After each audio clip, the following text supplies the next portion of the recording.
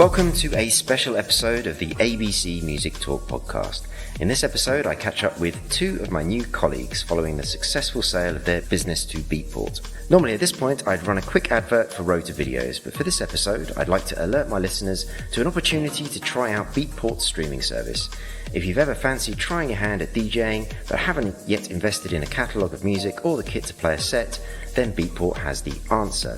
Head to beatport.com and click the DJ app link to start your free trial of their new online DJ mixer. All you need is a computer, internet connection, and a love of dance music. Link in the show notes.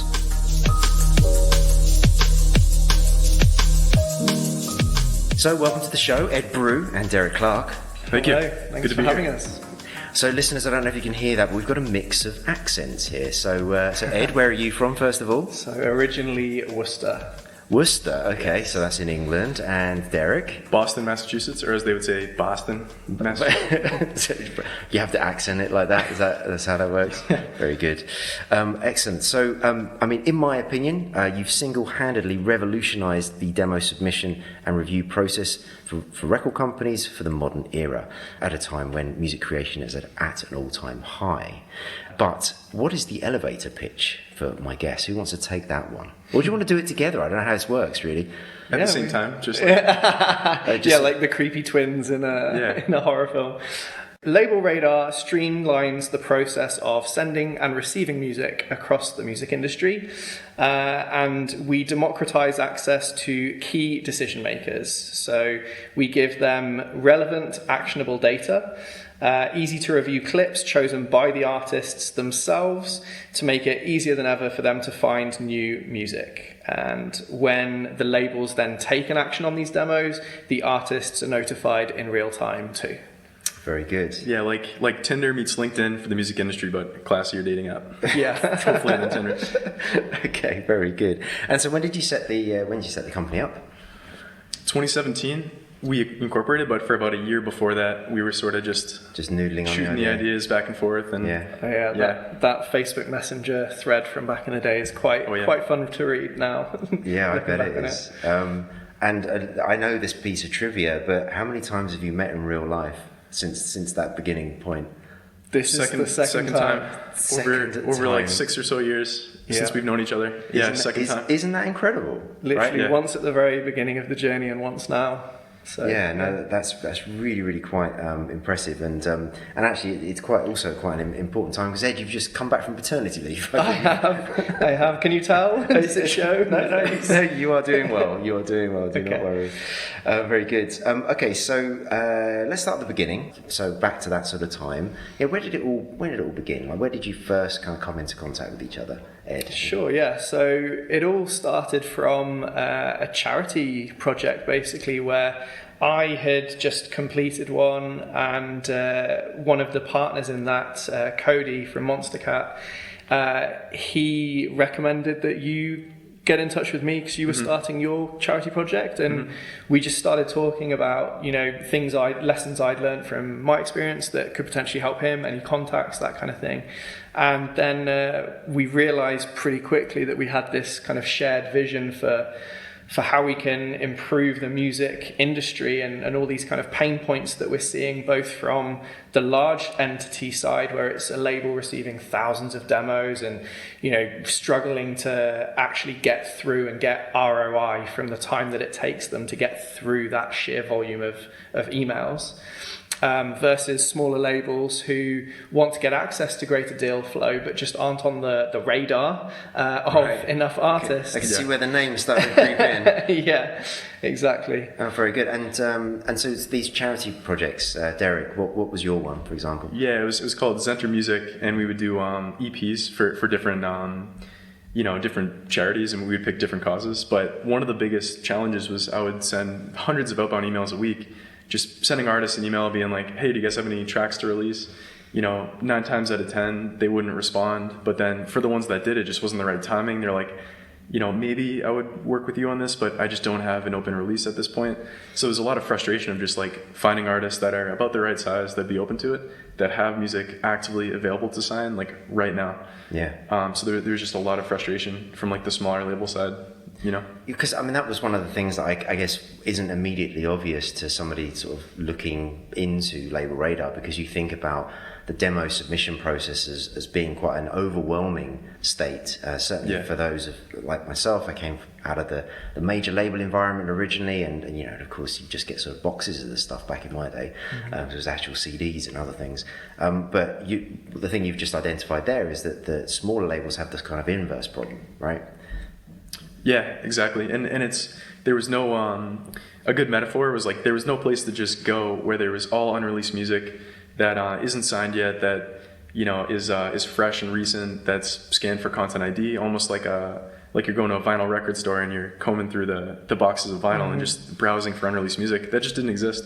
And you know, and what the bigger labels don't realize is they don't think they have a demo problem in terms of they're getting tons in, so it's like we don't need more. But their problem is actually that they're not dealing with it in a healthy way for their longevity of their brand, because when we look at who is sending them those demos, it's the same people who stream their new releases, who go to their shows, who buy their merch.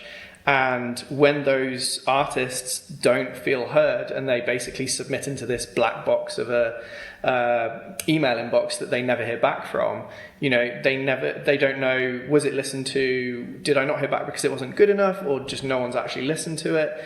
Do I need to try harder to get their attention? And then that can create more pain points for both artist and label.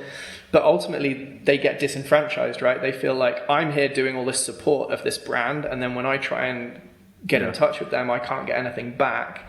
And so it then leads them to be less inclined to support that brand in the future. So these bigger labels, in a lot of the cases that we've worked with, they were really excited to finally get a solution that enables them to have that positive community interaction of being able to reply to the artists and being able to actually get through that volume and find the stuff that is interesting to them. Because when it's just a set of emails, it's really difficult for the amount of time you have to spend. Yeah, because typically the role of an A&R person at a dance label in particular isn't just the talent scouting element of it. They have other responsibilities, and I guess that's where some of those bottlenecks occur. Exactly. They don't sit there day in, day out just pure listening to demos. They've got plenty of other stuff to go. Well, and sometimes I guess that gets delegated to an intern, which not necessarily the right filter for your sort of big brand label. Right? I mean, the next generation, of course, but not necessarily of the moment.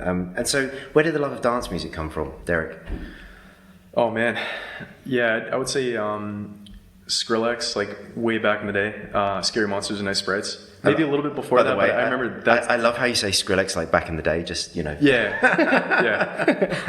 No, sorry. Yeah, no, that's where it all came from, though, like back from junior high days, and just really got into that rabbit hole, started producing music, and always just sort of knew. I would go to shows, and I would look at people on the side of the stage and just try to guess, like, what is their role in the industry, and just sort of slowly fell in love with it and wanted to give back to it somehow.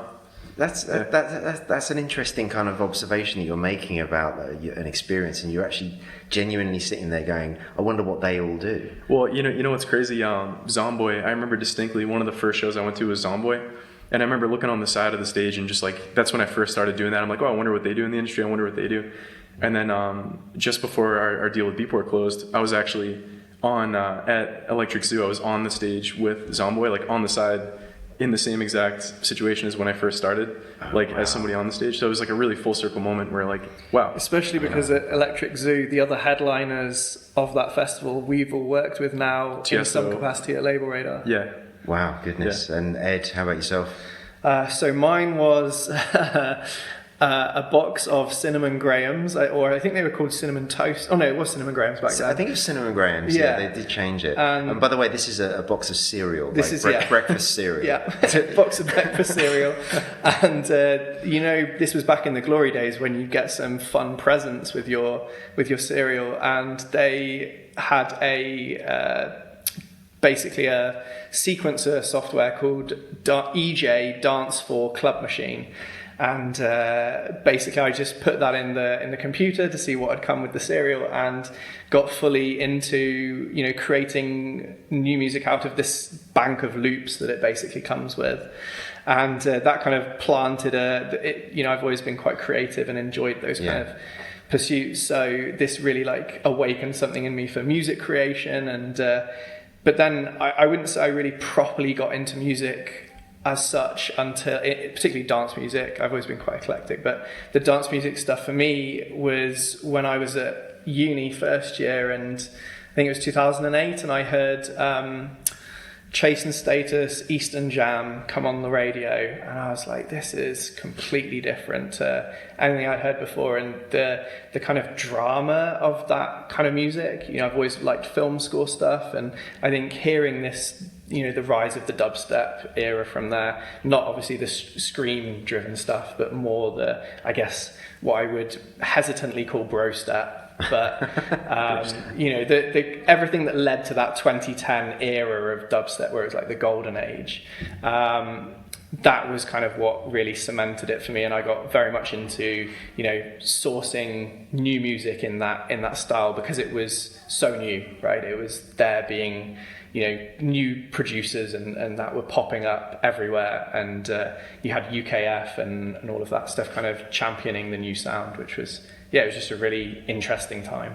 Yeah, very good. Actually, I didn't ask, what was the charity project that you were involved with to get you into this? Yeah, I was watching Comic Relief. Okay. And I, you know, was like, yeah, I actually would really like to fundraise something, but I don't want to just do a bake sale, right? So I thought, what can I do? And at that time I was producing music, and I had a network of other producers, and I thought, actually, I'd really enjoy putting together a compilation. And it started out as just 10 tracks of me and some of my close friends, and they were all brand new exclusive tracks that I would then, you know, market, and all the proceeds would go to Sport Relief. So it's Comic Relief, but they alternate. Yeah. And it reached a point where I was like, you know what, now we've got 10 tracks, why not go for 20? Why not go for 30? And why not reach out to some bigger artists and just see if we can build more traction on this? And by the time it released, it was 78 tracks. Oh, goodness. All brand new unreleased from some of my favourite artists. And Savant, right? Wasn't Savant? Yeah, Savant was on that, Ramesses B, and just like a whole bunch of really, really solid artists. And yeah, it raised a whole bunch of money, and that was actually what opened a lot of doors for me in the industry, because it made a big splash, and then there were a lot of labels who were like, actually, we think you could do a great job for us as a label manager, and that kind of thing. But you hadn't had a role in the music industry before now? No. So, okay. I mean, I have so many questions about how did you know about licensing, but we perhaps for another podcast. I was doing a law degree at the time. Oh, well, that'll help. Yeah. That'll definitely help. Fair enough. Very good. And so, Derek, what was your kind of like sort of turning point really after your charity project? I think we, so Ed was working at Monster Cat at the time, and I actually hadn't had a formal role in the music industry. Right. And I was also obsessed with like the startup world. And we sort of just slowly built the idea, and but up until the launch of LabelRadar, that was kind of the first foray into the, you know, the world of dance music more. It took a couple of years to get full time. Yeah, sure. But which was also kind of refreshing, because coming into it without that kind of traditional background helps to like see things in a different way and just get out of the daily funk or the daily status quo, I guess, you know. Definitely. And you're typically more on the product side of things, and Ed, you're more on the sort of the business and the sales side, if you like. Yeah. So what were you studying at university? Was it relevant to this, or was it? It was music business, and so it was. You know, it wasn't necessarily engineering or design, but it was just sort of who are the people in the industry, what are they looking to accomplish, and where are all the different systems, how does the money flow, copyright, which was definitely a helpful, you know, perspective going into it. Yeah, for sure. And so what has been the process? I mean, given that this is the second time that you've met in person, like how did you work together? How did you find a kind of a natural rhythm? Yeah, great question. I think we're pretty fortunate to live in the time that we do, because, you know, even 10 years prior, it would have been a lot harder to do what we do now. And we relied heavily on tools like Slack and obviously Google Hangouts and Zoom and those kind of video conferencing tools. Just to bridge the gap, so that, you know, you're sitting across from someone even when you're not sitting across from someone. And I mean, it was a big leap of faith from Derek actually when we first started, because it was still this, fly-by-night idea that, we both had complete faith in, but we needed, some injection of capital to get it off the ground, and Derek committed his life savings to do that. Amazing. And then I went through and just like put everything on the line for reputation with all the relationships that I had at the time. And that just, you don't get too many shots with those kind of things. And thankfully, we both went full speed ahead with it, and it paid off. Yeah, it's definitely a happy story, you can tell. Whereas I'm sure there are many that haven't worked out. But neither of you are software engineers, so how did you kind of figure out that piece of it? Did you have I was so I was really close with two other of our co-founders, Juan and Seba. They're brothers. One's based in Argentina, one's in Spain. And did another project with them called Book Thinkers that was another kind of fly-by-night idea, and it was a platform that connected nonfiction readers, kind of like Goodreads. But through that sort of experience as their client, we built like a really good friendship. So by the time LabelRadar was already getting energy between us, and like we were sort of thinking it through, they were super down. So we were really lucky. So two of the four co-founders are technical, and without a technical co-founder, I don't know how you'd possibly do it. Yeah, no, it's super hard. I mean, I've just had Keith from AmpSuite, one of our other sort of co-conspirators now on all of this, and he literally put an advert out for his what is now his co-founder. It's always one of those kind of interesting ones of like, how do you kind of marry that business and the technical together? And when is right to double down on it? For the first 3 years, it was just evenings and weekends. Well, that's, and also I guess at that point none of you are really sure that it's going to be the thing, right? It's sort of like you go, like, this feels good, but like when does it turn? So what was the first sort of part of the platform that you built? Like where did you kind of begin? So the very first label was Monstercat, and the problem that they were having is they would just literally get thousands of emails a week, maybe 1,000, 2,000. And you were there full time at that time, right? No. Or you did licensing, but just before that. Yeah, exactly. Yeah. And that's the fun thing is they were our first label partner, but they were also the person who connected us. So it's kind of a fun segue. So that's sort of where we started, and we didn't really think through like how huge how big of an opportunity it is. It was really just focused on like Monstercat has this big problem, and we both loved, from the artist perspective, just how hard that journey is, and we wanted to, even beyond it just being a business, we wanted to see this kind of thing in a better state. So we launched with Monstercat, and that was kind of the first part of the platform. And that thing that you launched with Monstercat, was it the complete system in a sense? No, right? It was the MVP of MVP. And right. That was the bit I struggled with at first, was like, I knew exactly what we wanted to do, and so did Derek. And then it was like, okay, now we need to just keep finessing it down to something that's realistic to deliver, because timing is so important with any product launch, right? So we knew that Monstercat were keen to get a solution in place, but we also needed to make sure we had a minimum threshold of that functionality to solve the problem, with the vision of it will also go on to do X, Y, and Z, but at day dot, what is the most essential features? And that was one of the hard parts that I think now it's hard to fully think back on, because we were so busy at the time across other things. We got there, but I couldn't tell you in too much detail what that process was, because it was just so, and they say to like try to keep a lean prototype, and we didn't really do that. We spent all of our budget and everything we built it before we did any validation or user testing, right? Which you don't really recommend usually, but thank God we had like a really good hunch about the problem that was going on that proved to be true. But there's definitely a few things we would do differently. But that's the whole point of these journeys, right? You learn on the fly, and as long as you're taking it in.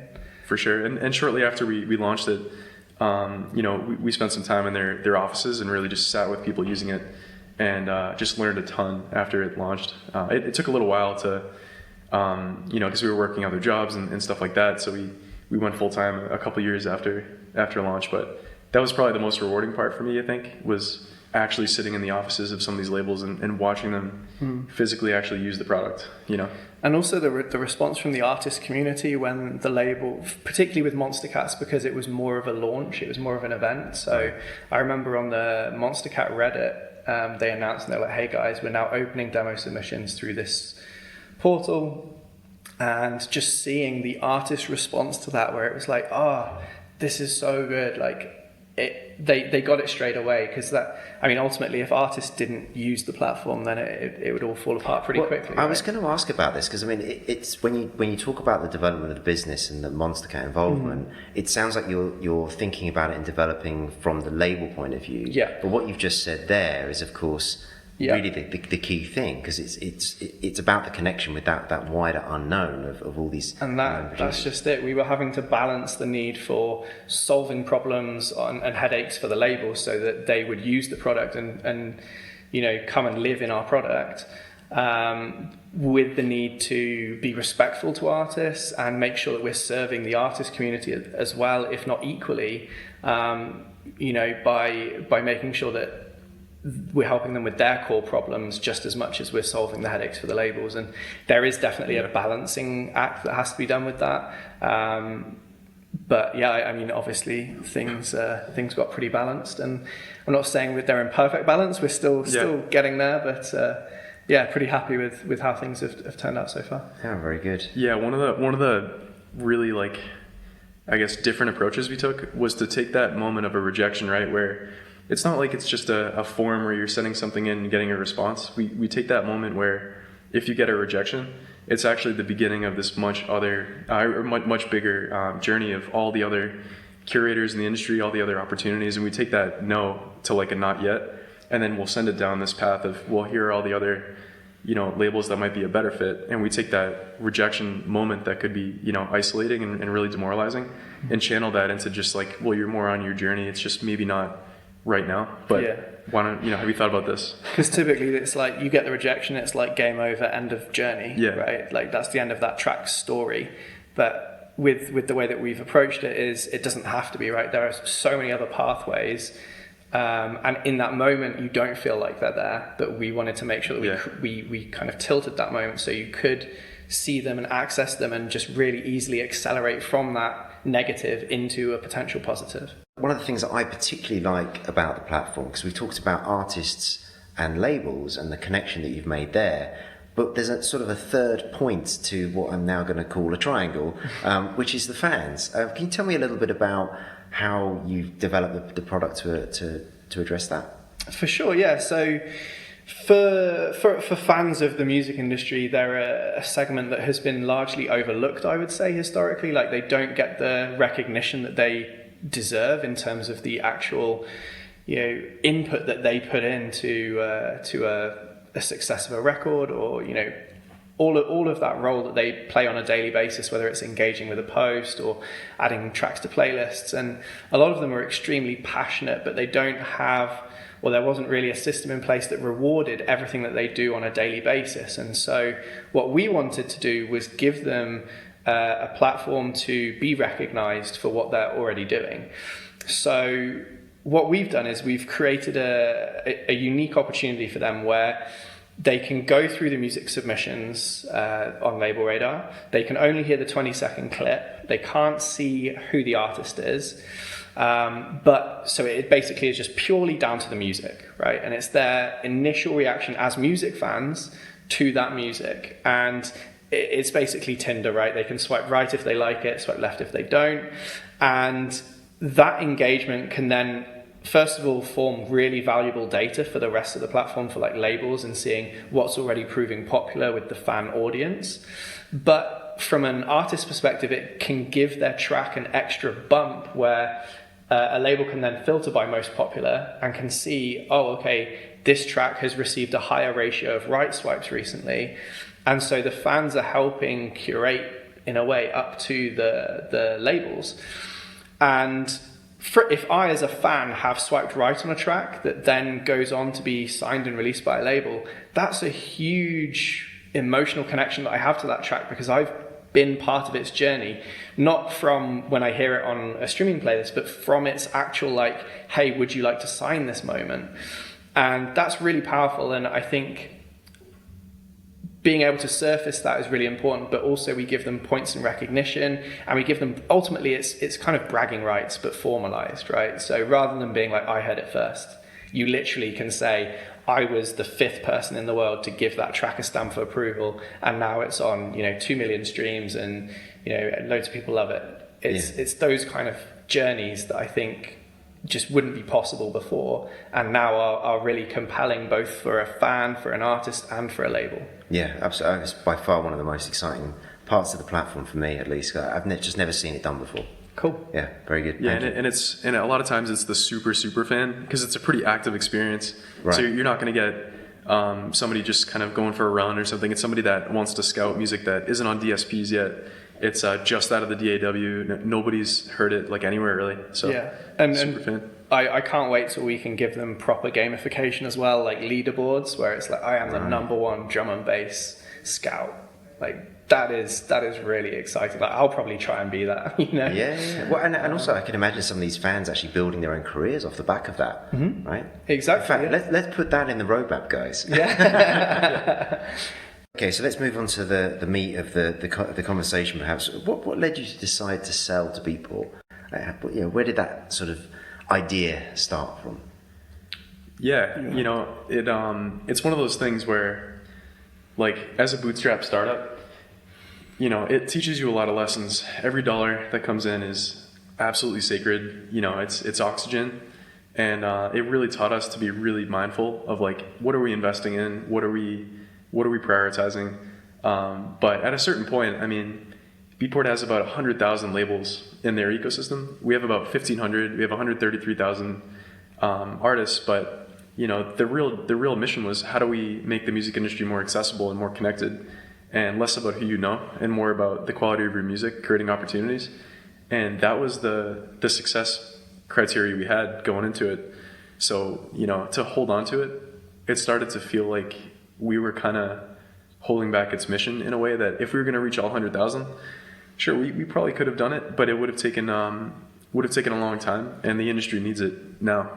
so doing it with Beatport, Beatport has the network, has the people, and every single person I've met that works here is one of the most passionate people I've ever met, in the music industry, and lives and breathes it. He's one of my favorite things about Beatport, for sure. Yeah, absolutely. Yeah. Ed, anything to add to that, or? I would say also on top of that, I think when we launched LabelRadar, we looked at our competitive landscape and we were like, okay, you've got a Submit Hub and us, and there isn't really anyone else doing this kind of thing. And not only that, but Submit Hub and ourselves could very peacefully coexist, because there are different use cases for each platform. And then as the years went by, we started seeing more and more businesses start pivoting or launching into the space. And it felt like we were going to get drawn into this kind of arms race for features, and then ultimately not be able to pursue our vision because we'd be too busy kind of looking at what the other horses are doing, And by getting the kind of weight of a brand like Beatport with us, we were also looking at, who would be the most dangerous person for one of our competitors to partner with. Mm-hmm. And Beatport was top of that list as well. So for us, it just made sense all around the board. We get the resources to pursue the product roadmap that we've been dying to tackle. And we also can alleviate some of that we can just almost put blinkers on. Because we have that extra confidence of the Beatport brand. And I'm guessing neither of you have been through an exit before, or have you? I've been through crash and burns. Not an exit though. No, fair enough. So is there anything that you think you would have done differently if you were to find yourselves in that situation again in the future?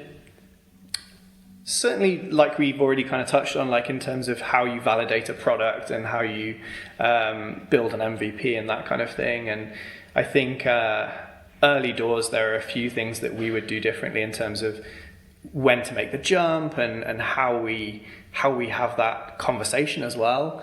But nothing that I would be in a rush to get a time machine for, Yeah. Okay, well that's good to hear, Derek. Yeah. No, I think not too much more to add, except for some of the features we built, like it's a skill we had to learn to learn what to say yes to, what to say no to. And it's something we're like way better at. And it would have been great to have been like better at that earlier just to save time. But it comes with it, you know, it just takes time to learn how to do it, I guess, how to make better decisions. Very good. And so now you're part of a larger organization. What are the things that you sort of found that are most strikingly different from how you have been working for the last 5 or so years? I think it's nice to be able to tap into fully fleshed out skill sets outside of what we're used to, right? Like Derek and I have both come into this journey from relatively similar career paths. So in terms of like not having ever really worked at a massive company and just really been doing kind of, I guess, hustle, right? And so it's really nice to, rather than having to rely on the pure skill sets that we each have or are building, to be able to be like, okay, we need to focus on a marketing task. Do we try and plug that ourselves, or can we actually go to someone dedicated who is a leader in the space? And that to me is one of the really cool things, is we not only get the product resources and the connections and the network effect of Beatport, but we also get the talent effect of Beatport, which is something we haven't really had a chance to tap into before. And Derek, what are your sort of main hopes for the actual product itself? Now you've got a few more resources and wider team to tap into. Honestly, just the network. I feel like that's something that's so exciting. It's just to really, if we got 1.5% of the Beatport community, that's doubling our entire label user base. And just capturing that network. And then, as Ed was saying, I mean, our roadmap went out for years of people requesting features, and there's like a million things to work on. Some of it's the right thing to work on over other things, but just capturing that network and building something that genuinely connects our space is like super exciting. Yeah. It's probably slightly too early for this type of question, but I'm going to ask it anyway because it's my podcast. I get to do what I want. But like in terms of your personal goals, I mean, they were not so long ago probably about just building this business. And what do they look like now? How do you feel about sort of post-acquisition? Have you had a chance to ruminate on that at all? Yeah, and that's a great question. I think for me, it's a case of there was always this question mark over whether or not we would get to take LabelRadar to the full vision. Mm-hmm. And now we have the resources to do that, and we've put all the foundation in place to do that. Whether it remains the vision that Derek and I have discussed for the last however many years, or whether it becomes molded slightly differently in light of its position within the Beatport group, that's fine. I think for me now it's like, okay, great, that question mark is gone because we now can take it to that vision. It's just a question of whether it remains that vision or if it becomes something slightly different. And for me personally, I would say just really excited to be able to now integrate with the other awesome facets of the Beatport group and like be able to take steps in, for example, the NFT side of things with synth heads and all of these different areas where it's not just a silo anymore. It's, professionally there's all kinds of different paths that can now be tied into. Yeah, no, that makes a lot of sense. Derek?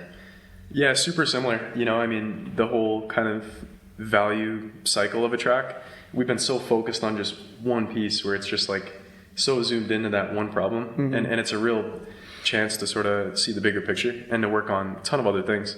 And like Ed was saying, work with some world-class people from all around the world, that some of the best in the world at what they do, from data science, product, marketing, engineering. And then almost as if we raise venture capital, it's kind of a similar experience as far as I know, where, the whole company is accelerating, but the chips are off the table. It's like, we're not like taking our risk through the roof, and we get to experience that journey. It might be a little different, but in a way that's like, really protecting the mission and not compromising.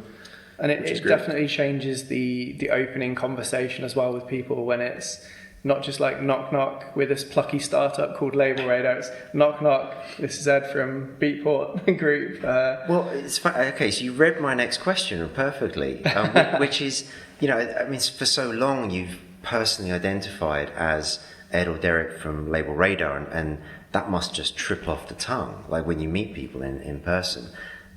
When does that switch to, hi, I'm Derek Ed from Beatport?